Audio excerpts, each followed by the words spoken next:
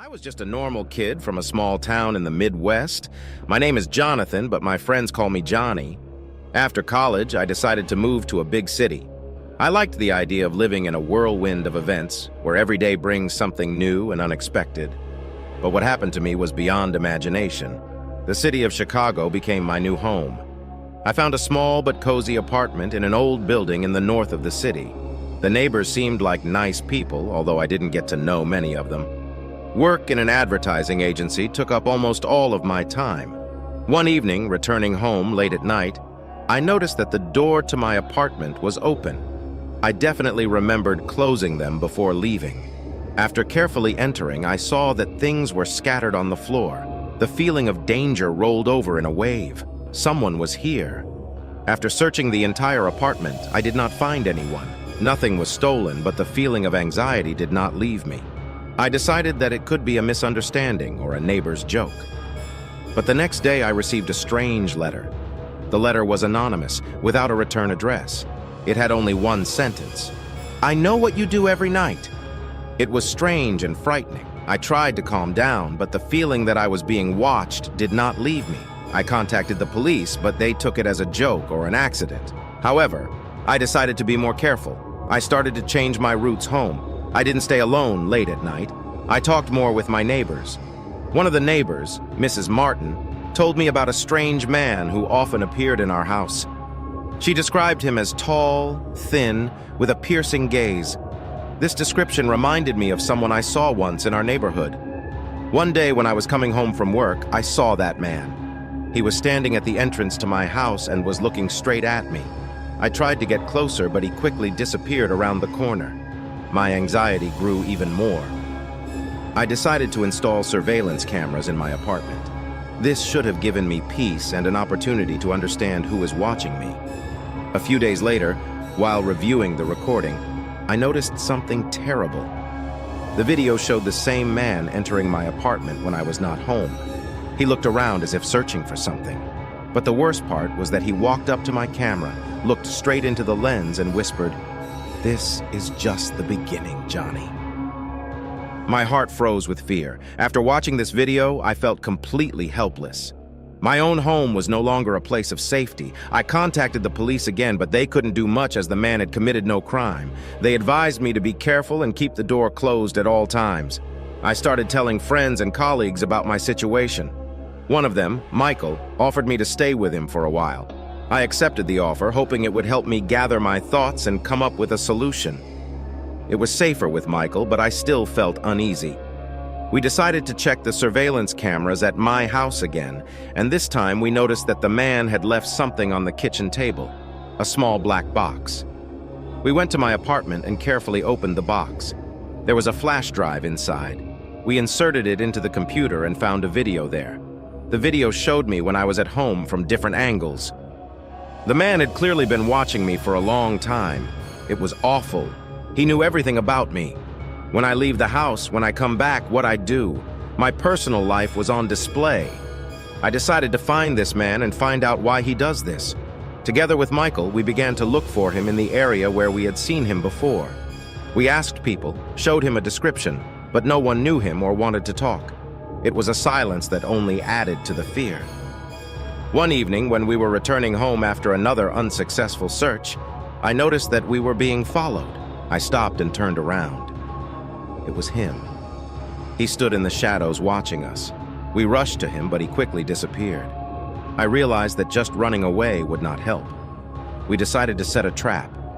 I left a note on my desk saying I would be home alone at a certain time. Michael and I hid in a nearby apartment and waited. A few hours later, we heard my apartment door open. We saw him enter and start looking around the room.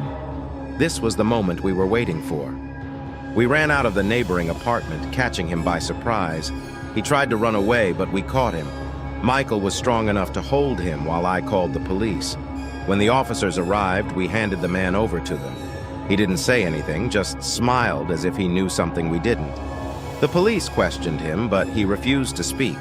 They found a few more flash drives and records about me and other people. It was a veritable web of surveillance on unsuspecting victims. For the next few weeks, I lived in constant fear. Were there other people who worked with him? Was it the end or just the beginning? My paranoia grew every day. The police determined that this man acted alone, but I found it hard to believe. I started seeing a therapist to help me deal with my fears and anxieties. One day, as I was walking home, I noticed a strange car following me. The driver didn't do anything aggressive, but his presence scared me. I made a few sharp turns trying to confuse him, but he continued to follow me. I returned home and locked myself inside. Decided to call Michael to tell him about this situation. He advised me not to leave the house and to call the police. However, when I got to the window, the car was gone. The next morning, I decided to install additional security measures in my apartment. Cameras, additional locks, alarms, anything that could give me peace of mind. I also changed my daily routes and schedules. A few days later, when I was going through the surveillance footage again, I saw the same car reappear near my house. He stood there for several hours and then left. This happened several times, and each time I felt more and more anxious. I contacted a private investigator named Allison to help me investigate this situation. She had a lot of experience in such cases and promised to do everything possible to find the one who was watching me. Allison began her investigation by interviewing neighbors and analyzing surveillance footage. She found several clues that indicated that the car belonged to a rental company, but the renter was using fake documents. We decided to set another trap. I pretended I was going out of town for a few days while I stayed at Allison's apartment. Meanwhile, she was watching my apartment. After some time, we saw that the car reappeared near my house. A man got out of it and came to my door. Allison immediately called the police and they arrived quickly. The man was detained, but it turned out that he was only a courier delivering a package.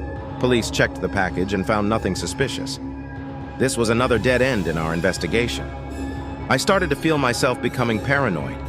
Every sound, every movement outside the window caused me to panic. But I couldn't stop. I had to find an answer. One day, Allison came in with new information. She found a connection between this car and another stalking case. Another victim, a man named Stephen, also received strange letters and felt that he was being watched. We caught up with Stephen, and he told his story. It turned out that he also saw this man and received similar threats. We decided to join forces to find out what was going on. Allison began digging deeper into the stalking cases. She found several other people who had suffered similar attacks. All of them received threatening letters and noticed that they were being followed. We created a support group where we could share information and help each other. It gave us a sense of unity and strength, but we understood that this was only the beginning of a long road to the truth. One evening, we decided to have a meeting at my apartment. We were discussing our plans when suddenly we heard a knock on the door. It was the postman who brought a new anonymous letter. There was only one word in the letter: coming. It was awful. We understood that the time to act was limited. We had to find the culprit before he hurt one of us. Allison decided to use her connections in the police to access the databases and find more information about these people. She discovered that all the victims worked in different fields, but they all had a common acquaintance, a man named Richard. Richard was the owner of a small security company. He hired security guards and installed security systems. It seemed strange to us, but so far we had no evidence against him. We decided to find out more about Richard. Allison found several people who worked for him, and they said he was very cautious and withdrawn. No one knew what he did outside of work. We decided that Stephen would try to get a job at his company to get more information. It was risky, but we saw no other way out. Stephen successfully passed the interview and started working for Richard. He tried to gain his trust and learn more about his affairs. We were waiting for any information that could help us. A few weeks later, Stephen said that Richard often left at night for meetings. He tried to find out more, but Richard was very cautious. We understood that a more radical step was needed. We decided to install GPS on Richard's car to track his movements.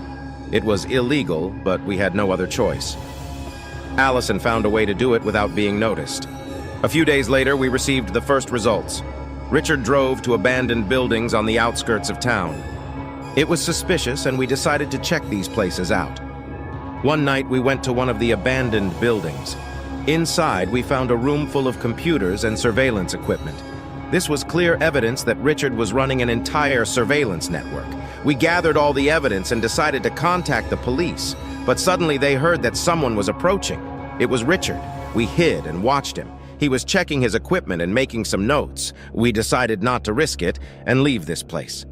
Returning to the apartment, we collected all the evidence and handed it over to the police. They promised to start an investigation. The police detained Richard and began an investigation. They found more evidence of his criminal activities. But most importantly, they discovered that he had accomplices in different cities. The investigation lasted several months. We followed the news and hoped that everything would end well. The police discovered a whole network of criminals engaged in harassment and blackmail. Richard was sentenced to life imprisonment. His accomplices were also arrested. It was a great relief for all of us. We felt that we could finally live in peace. But even after Richard's arrest, I still felt fear. My paranoia didn't go away. I continued to see a therapist and work on my emotional state. My friends supported me, and it helped me cope with the consequences of this terrible period. I started to get back to normal, but always remained cautious. I found a new hobby, photography. It helped me distract myself and find beauty in ordinary things. I began to participate in photo contests and even won several prizes. One day I received a letter from one of Richard's former employees. He apologized for his involvement in this case and explained that he was forced to act under pressure. It was hard to accept, but I tried to find the strength to forgive. My life gradually improved. I found new friends with whom I could share my experiences. We often got together to support each other. I started writing a book about my experiences. It was a way to deal with the trauma and help others who might be in a similar situation. My therapist loved the idea and was supportive of it. My book became popular. She helped many people to understand that they are not alone in their fears and experiences. It was a great achievement for me. I continued to work on my emotional state and gradually returned to a normal life. My therapy helped me find inner peace. One day I met a woman named Sarah. She also had a traumatic experience and was looking for support. We quickly found a common language and became friends. Our relationship gradually developed, and we became a couple. Sarah helped me to believe in people again and to find a new meaning in life. We supported each other in everything. I moved to a new city with Sarah. We started a new life, free from fear and persecution. It was the best decision I could have made. We found a new apartment and started to furnish it together. It was a process that helped us strengthen our relationship and create a comfortable home. I continued to do photography and writing. It was my way of expressing myself and sharing my story with others. My book became a bestseller and I received many letters from readers. Sarah was my biggest support. She was always there when I needed help or just wanted to talk. We planned our future together and dreamed of adventures together. One day we decided to go on a trip around the country.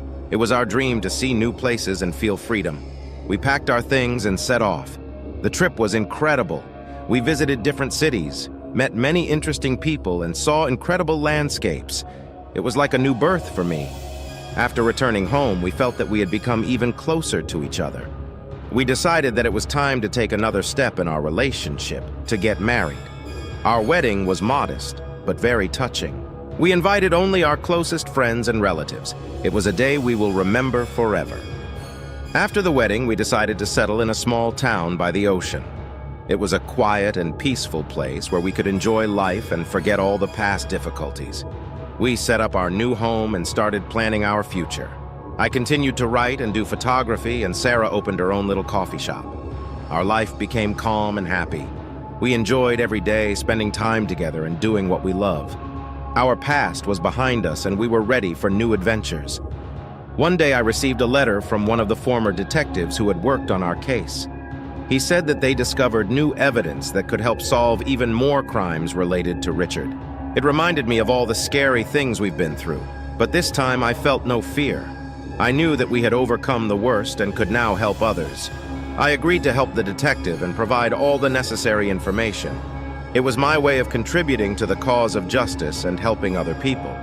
Detectives found new clues that indicated that Richard had even more accomplices than we previously thought. They continued the investigation and found new evidence. It was an important matter for all of us. We wanted all those responsible to be punished, and that no one else would have to suffer the kind of suffering we had. The police were able to arrest several more of Richard's accomplices. It was a great achievement both for us and for the law enforcement officers. We felt that justice had finally prevailed. Our life is back to normal. We continued to enjoy each day and plan for our future. Sarah and I were happy together and knew that we could overcome any difficulties. One day, we decided to open a charity fund to support victims of persecution. It was our way of helping others and making the world a better place.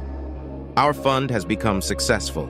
We received support from many people and organizations. It made us feel like we were doing something important. We held meetings with victims, helped them find support and rebuild their lives. It was difficult, but very important for us. Our life became an example for others. We showed that it is possible to overcome any difficulties and find a new meaning in life. We were grateful for every day spent together. One day I received an invitation to speak at a security conference. It was an opportunity to share my story and help others understand the importance of protecting their rights. My performance was successful. I received a lot of positive feedback and invitations to other events. It made me feel that my story could help a lot of people. Sarah and I continued to work on our foundation and help others. We dreamed about the future and planned new projects. We decided to create a training program for survivors of persecution. It was an important part of our work and helped many people find a new path in life. Our program has become popular. We received many inquiries and proposals for cooperation. It was a great achievement for us and for everyone involved in our cause. One day we received a letter from one of the victims who went through our program. She thanked us for our help and talked about her new life. It was the best reward for us. We continued to work on new projects and help others. Our life was filled with meaning and happiness. We knew we were doing an important thing. One evening, as we sat at home discussing our plans, I felt that I had finally found my place in the world. We went through many difficulties, but we came out of them stronger. Our life became an example for others.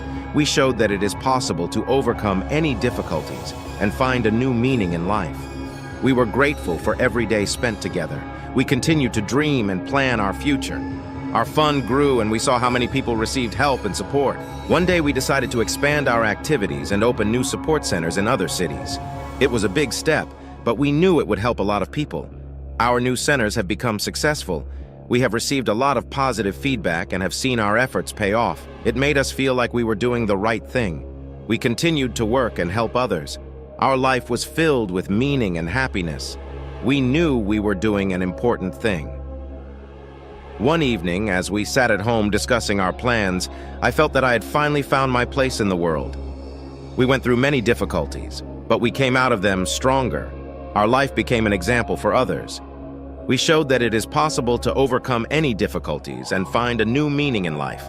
We were grateful for every day spent together. Our fund continued to grow, and we knew that there were many more important things and new adventures ahead of us. Our foundation was expanding, and we decided to create a special program for young people who have survived persecution or other traumatic events. We wanted to support them and help them find a new path in life. We have started working with local schools and universities to educate young people about the importance of safety and protecting their rights. Our lectures and seminars were very popular. One day, a young guy named Alex approached us. He experienced persecution and sought support. We offered him participation in our program and helped him find a new place of study. Alex quickly adapted to new conditions. He found new friends and began to believe in himself again. It was a great achievement for us and for him. We continued to work with young people and saw how our efforts were paying off. Many young people who have passed through our programs have found new opportunities and changed their lives for the better. Our support centers became a place where people could find help, support, and a sense of safety. We were grateful for every opportunity to help others. Sarah and I decided to take a short vacation and go on a trip to rest and recharge. We went to a small island where we enjoyed the silence and beauty of nature. This trip helped us regain strength and find new inspiration for our work. We returned home with new ideas and plans. One of our new ideas was to create an online platform to support victims of harassment. We wanted to give them the opportunity to get help regardless of where they live. We started work on this platform and involved the best specialists in the project. It was a big step forward for our organization. The platform has become successful. We received a lot of positive feedback and saw how our work helps people in different parts of the country. Our foundation continued to grow and develop. We attracted new partners and sponsors, which helped us implement new projects and programs. Sarah and I were happy together. We supported each other in all endeavors and overcame all difficulties together. Our life was filled with meaning and happiness. One day we decided to organize a big charity event to raise funds to support victims of persecution. It was an important event for our organization. The action was successful. We raised a lot of money and drew attention to our cause. This was a great achievement for us and for everyone who supported our foundation. Our foundation has become well known and respected in society. We received many invitations to various events and conferences where we could share our history and experience. We continued to work and help others. Our life was filled with meaning and happiness. We knew we were doing an important thing. One evening, as we sat at home discussing our plans, I felt that I had finally found my place in the world. We went through many difficulties, but we came out of them stronger. Our life became an example for others. We showed that it is possible to overcome any difficulties and find a new meaning in life. We were grateful for every day spent together. We continued to dream and plan our future. Our fund grew and we saw how many people received help and support. We knew that there were many more important things and new adventures ahead of us. Our foundation, which Sarah and I founded, was called Light of Hope. It was created to support victims of persecution and give them the help they need to rebuild their lives and feel safe again. We worked with professionals in the field of psychology, law, and social support to provide a comprehensive approach to solving the problems of our wards. One of the Foundation's first initiatives was the creation of crisis centers where victims of persecution could receive immediate help. Psychologists, lawyers, and social workers worked in these centers and were ready to provide support at any time of the day. We have also organized support groups where people who have experienced similar situations can communicate, share their experiences, and receive moral support from each other. These groups became an important element of our work because many people felt alone in their problems. Another important direction of the Foundation's work was the holding of educational events and trainings. We have partnered with local schools, universities, and community organizations to raise awareness about harassment and educate people on how to protect themselves and their rights. We also launched a hotline where everyone could get free advice and help. Our operators were specially trained to work with victims of stalking and could provide the necessary support in a crisis situation. One of the greatest achievements of our foundation was the opening of several regional offices. This allowed us to provide assistance to people in different parts of the country and make our support more accessible. We also created a special fund to support victims of harassment who needed financial assistance. These funds were used to pay for medical services, legal support, and other necessary expenses. Our foundation has also actively worked with the media to raise awareness of the issue of harassment. We participated in television programs, published articles in newspapers and magazines, and appeared on the radio in order to convey our mission to as many people as possible. We have developed and launched several programs for the rehabilitation of victims of persecution.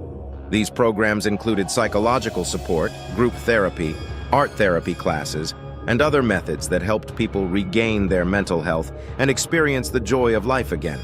Our foundation has also worked with employers to secure employment for victims of harassment. We helped them find work that matched their skills and interests and provided support during the adjustment period. We have also organized a series of seminars and trainings for law enforcement agencies to raise their awareness of the problem of harassment and teach them how to act in such situations. This helped to improve interaction between victims and the police and to provide better protection for victims. Our foundation has developed special programs to support children who have become victims of persecution or whose parents have experienced such an experience. We provided psychological support, helped with education, and provided a safe environment for their development. We have also created programs to support women who are victims of harassment. These programs included legal assistance, psychological support, self-defense classes, and other resources that helped women feel strong and independent. We have actively worked with local communities to raise their awareness of the problem of harassment and to teach them how to properly respond to such situations. This helped create a safer and more supportive environment for everyone. Our foundation has also collaborated with international organizations to share experiences and develop new approaches to solving the problem of persecution. This allowed us to borrow best practices and provide a high level of support for our wards. We started a mentoring program where people who had gone through our programs and rebuilt their lives could become mentors for new victims of stalking. This created a sense of community and helped new wards to feel supported and inspired. We have also worked to create special programs for men who have become victims of harassment. These programs included psychological support, group therapy, and other resources to help the men cope with their experiences and find a new path in life. Our foundation was actively engaged in research in the field of persecution and its consequences. We have collaborated with academic institutions and universities to develop new approaches to solving this problem and provide effective assistance to victims. We have created a special program to educate young people about internet safety. This program included lectures and training sessions to help young people protect themselves from online harassment and abuse. Our foundation has also developed a program to support older people who have become victims of harassment. We provided them with psychological and legal assistance, as well as support in everyday life. We have organized a series of events to raise awareness of the problem of stalking among the public. This included charity concerts, marathons, exhibitions, and other events that drew attention to our cause and attracted new supporters. Our foundation has also worked with government organizations to develop national programs to support victims of persecution. We participated in working groups and committees to make suggestions and ensure a better understanding of the problem at the state level. We also engaged in advocacy at the international level. Our representatives participated in international conferences and forums where they shared their experience and developed new approaches to solving the problem of persecution. We continued to expand the foundation's activities, but my anxiety persisted. Something inside me constantly felt that the threat had not yet passed. Sarah assured me it was just residual fear from past experiences, but one day something happened that made us all wary. One evening, when we were closing the office, a stranger came to us. He introduced himself as a journalist and said he wanted to write an article about our foundation. I agreed to give an interview, although his eyes seemed strange to me, cold and piercing. We talked for about an hour. He asked many questions about our programs, our history, and our lives, but some of his questions were too personal. For example, he asked about my daily routes and habits. This made me suspicious, but I tried not to show my concern. After this interview, I began to notice strange things. I have received several anonymous threatening emails similar to the ones I received before. My sense of danger heightened again. One day I saw the same car that had chased me earlier parked outside our office. I immediately called the police, but when they arrived, the car was gone. My anxieties only grew. We have decided to increase security measures. Our office and homes were equipped with additional surveillance cameras and alarms, but it did not give me peace. I felt that someone was watching us. One evening, when I was coming home, I noticed that the door of our house was open. My heart pounded in my chest and I quietly went inside. Sarah did not respond to my cries. I found her in the living room, tied up and crying. The same man who called himself a journalist stood over her with a knife. He was smiling, his eyes burning with mad fire. "You thought it was over?" he whispered, "but I'll always be there." I lunged at him, trying to take the knife away, but he was stronger than he looked. We fought and he wounded me in the arm. Sarah mustered all her strength to push him away, and together we were able to run out of the house. We called the police and they arrived quickly. The man disappeared, leaving behind only a trail of blood and many questions. The police started an investigation, but again they could not find him. We were forced to leave our city and move to another place where no one knew about our history. We started a new life, but fear always stayed with us. I realized that danger can lurk at any time and in any place. Our lives were forever changed, but we weren't going to give up. We knew we had to continue our fight for security and justice. Every day we lived with the hope that this horrible man would never return, but deep down we knew he could be around. This was our new reality, and we had to learn to live with it. We continued to work in the foundation, help people, and build our new life. But fear remained with us like a shadow, reminding us that danger could return at any moment. and we had to be ready for anything.